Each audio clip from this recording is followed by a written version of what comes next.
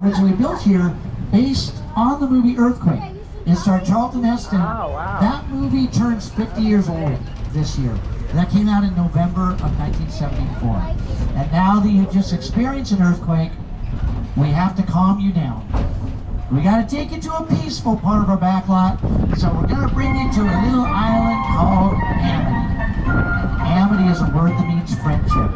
But the Amity Police Department wants us to close the beach because we got shark attacks. We captured a shark. It's in front of the hotel on the right. And even though we caught the shark, they don't want us to reopen the beach because there's another shark. It's a bigger shark right in the middle of the water. We didn't capture that one yet. That's coming towards us. Mister, this beach is still closed. Mister, there's another shark. You all right? Oh. The shark ate him. Yay! This is an old dock that we're driving across. Everybody remain seated while we stop behind the barrels filled with gasoline. Look at that, the shark took the dock.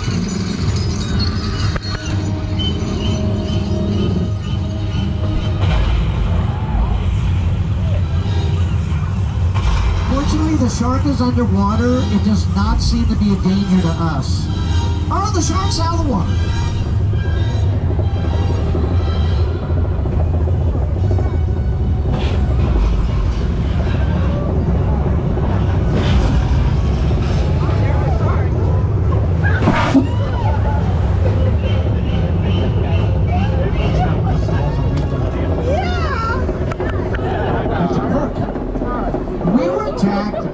Great white killer shark, inspired by the movie Jaws, which turns 50 years old next year.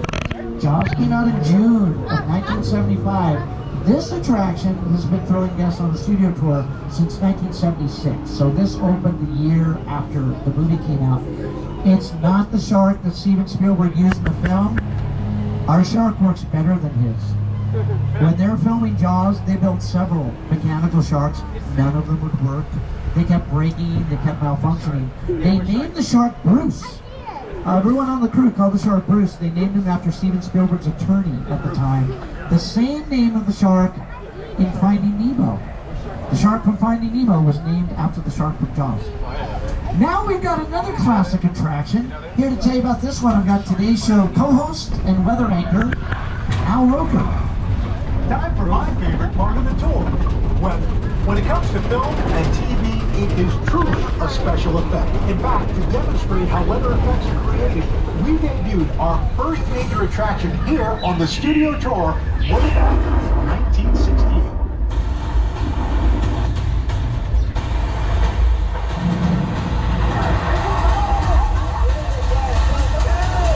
Welcome to the only part of the backlot with a 100% chance of rain.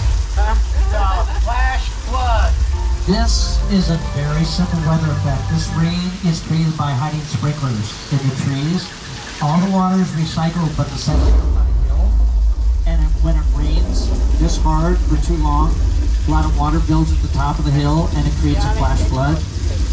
You might want to be careful if you're sitting on the left side of the tram, because we are expecting a flash flood at any moment. Watch the top of the hill. Here it comes. Uh-oh, look out back there. Look out up here. There it is.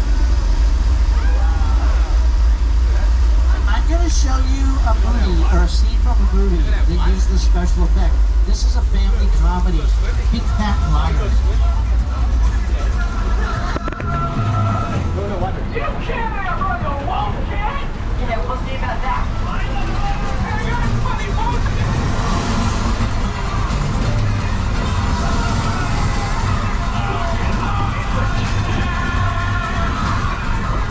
This little Mexican village set was also in the 1980s comedy Three Amigos. Nacho Libre, Paramount film with Jack Black, also used that set. And then when we leave the Mexican village set, we crossed the border into the Old West. And this is where we used to make the westerns with cowboys like John Wayne, Jimmy Stewart, Kirk Douglas, and Clint Eastwood.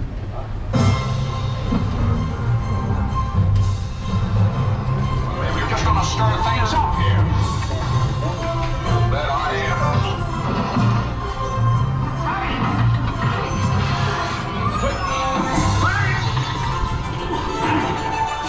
How dare you hit that man? Mine hit the ground first. Mine was taller. These are some of the first sets that were built at the studio. Some of these were constructed in 1915. They were originally built when we were making silent movies. The sets are still used for productions. There's a movie that filmed out here last year, but it's not going to be released until next month. It's a horror suspense film called Maxine. And Maxine is the third part of a trilogy. It follows the movies X and Pearl. All three of these films are written and directed by Ty West for another film company, A24 Productions. So any studio can rent our sound stages or our backlot sets. Warner Brothers, Disney, Paramount, Fox, they've all shot movies on the lot. About 5 years ago, they were shooting a movie out here. Sony was making a film, and when they were filming, we weren't allowed to say what the movie was. We couldn't say the title of the film. We couldn't say who was starring in it. We couldn't say who was directing it. All we could say is they're working on a top secret production in the Western town today. Turned out to be Once Upon a Time in Hollywood. Quentin Tarantino wrote and directed the film, starred Brad Pitt, Margot Robbie, Leonardo DiCaprio. Leonardo DiCaprio's character was an actor in the film doing a Western TV show, so they shot the Western scenes. We're going to be driving by the Jaws attraction again. We're not going to drive through it. This time we're going to take another path, and I'm going to bring Steven Spielberg up on the monitors because he had a lot to do with the Jaws attraction being built for the tour. The Jaws ride was almost the inevitable result of the size of the box office when Jaws first opened in June of 1975. And that was really the first time I ever got involved in the creation of a ride. It was a great honor to be invited into a creative circle of tremendous designers at Universal that were trying to figure out how to replicate what the movie had done to audiences in a real way by building a physical shark that would come out of the water and terrify tourists as they were sitting in the tram. And the most amazing thing about the Jaws ride is it is exactly as it was from the time it was first placed on the Universal lot. There have been tweaks, of course, over the years, but it is essentially what the designers and myself all envisioned and created.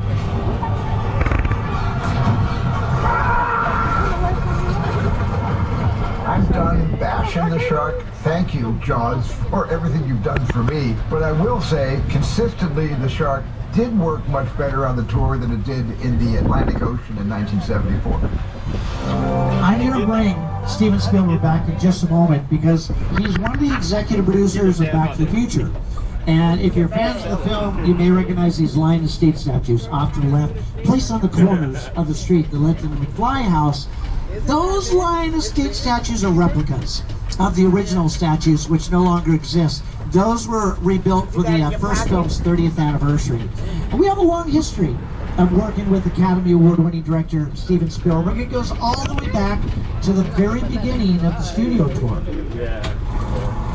My entire career began with my relationship with Universal Studios just as a high school kid on a tour bus. Remember, in those days, there weren't trams, there were buses called the Gray Line Tour Bus. And I was so excited and thrilled to be on the lot. It was my first time ever on a movie studio lot.